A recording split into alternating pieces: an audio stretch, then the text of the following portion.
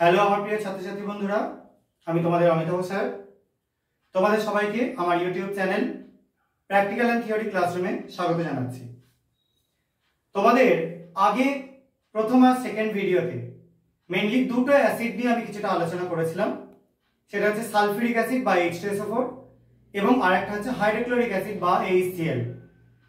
আজকে আমি যে অ্যাসিডটা নিয়ে কিছুটা আলোচনা করব, কিছু বিক্রিয়া দেখাবো, সেটা হচ্ছে নাইট্রিক অ্যাসিড বা HNO3, যেটা অ্যাকোয়া ফর্টিস বা তেজি জল বলে পরিচিত। এই অ্যাসিডটা, এটাকে যদি আমরা ডিসোসিয়েট করি বা ভাঙি, কি কি পাওয়া যাবে?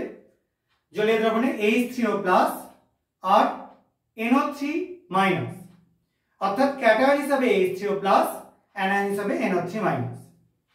যাই হোক, আমরা প্রথমে ক্যাটায়নের টেস্টটা করব। ক্যাটায়ন টেস্ট করবার জন্য কি বলেছিলাম আগেও, তোমরা অ্যাসিডের স্যাম্পলটা নিয়ে, অবশ্যই লঘু অ্যাসিড, তার মধ্যে লিটমাস পেপার বা পিএইচ পেপার অথবা সোডিয়াম বাইকার্বনেট যোগ করে দেখবে বাবলস উঠছে কিনা। তাহলে একদম কনফার্ম হয়ে যাবে যে হ্যাঁ, এটা H3O+ আয়ন আছে। যে কোনো H3O+ এর জন্য এটা হচ্ছে একদম কমন একটা পরীক্ষা। তো দেখো, আমরা এখানে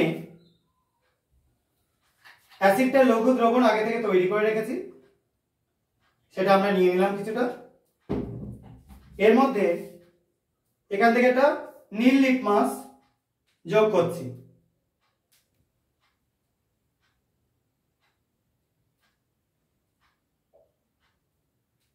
দেখে নাও, লিটমাসটা পুরো লাল হয়ে গেছে। দেখে তোমরা বুঝতে পারছো যে এটা অ্যাসিড দ্রবণে হওয়ার জন্যই নীল লিটমাস লাল হলো। আরেকটা আমরা একবারে করে নেব পিএইচ পেপার দিয়ে। পিএইচ পেপার দিয়ে পরীক্ষা আগেও তোমাদের করে দেখিয়েছি আমি।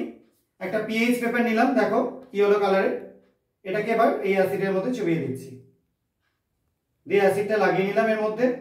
দেখো পিএইচ পেপারটা লাল হয়ে গেল, কালারটা দেখে বুঝতে পারছো। অর্থাৎ লাল হয়ে গেল মানে এটাও H3O+ আয়ন আছে। আর আরেকটা পরীক্ষা বলেছিলাম বাইকার্বনেট টেস্ট।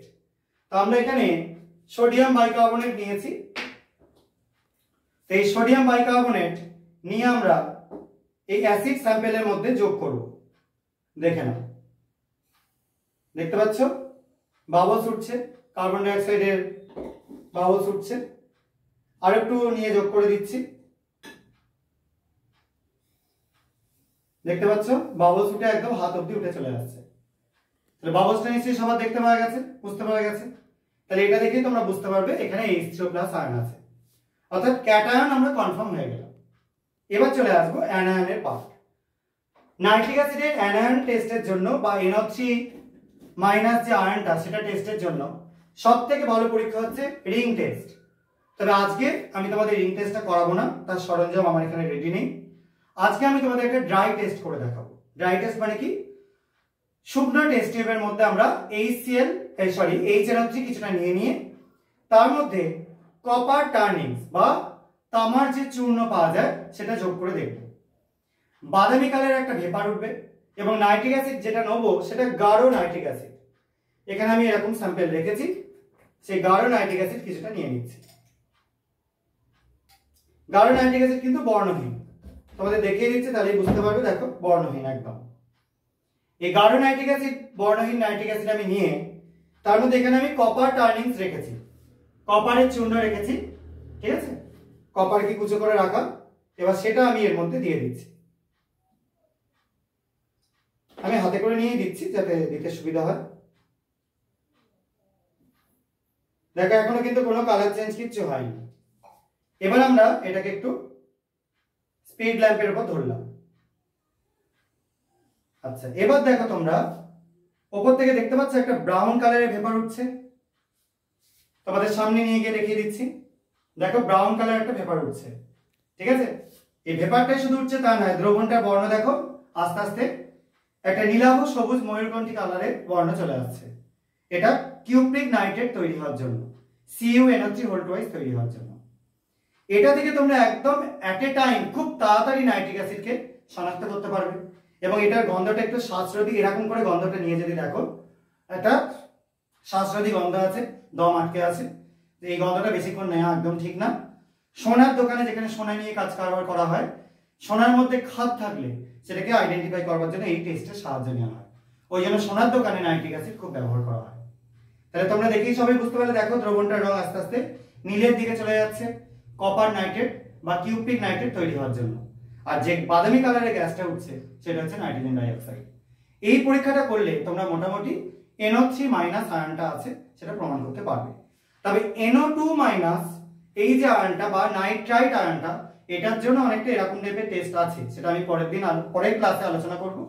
আজকে আপাতত আমি নাইট্রিক অ্যাসিডের শনাক্তকরণ পরীক্ষার মধ্যে ড্রাই টেস্টটা দেখালাম, যেটা তোমাদের রিং টেস্ট, এটা আমি পরের কোনো ভিডিওতে আলোচনা করব যদি তোমাদের এগুলো ভালো লাগে।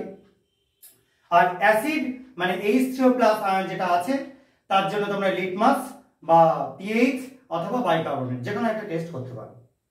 তো আজকে আলোচনা আমাদের এইটুকুনি থাকছে। নাইট্রিক অ্যাসিডকে আমরা শনাক্ত করতে পারলাম ওয়েট টেস্টের মাধ্যমে, এই ড্রাই টেস্টের মাধ্যমে বা শুষ্ক পরীক্ষার মাধ্যমে, কিন্তু এখানে ওয়েট টেস্টের সাহায্য আমরা নিলাম না। ঠিক আছে? তো যাই হোক না কেন, পরের দিন আমি ওয়েট টেস্ট করে দেখিয়ে দেবো তোমাদের পরের কোনো ক্লাসে। আজকের মতো এইটুকুনি। সবার যদি এই ভিডিওটা ভালো লেগে থাকে তাহলে চ্যানেলটাকে সাবস্ক্রাইব করে দিও এবং ভিডিওটা লাইক করে দিও। আর বন্ধু বান্ধবদের মধ্যে পারলে এটা শেয়ার করো। তোমাদের এই কালারগুলো চেনা খুব দরকার। গ্যাসটা যে উঠছে নাইট্রোজেন ডাইঅক্সাইড, তার কালারটা চেনা দরকার।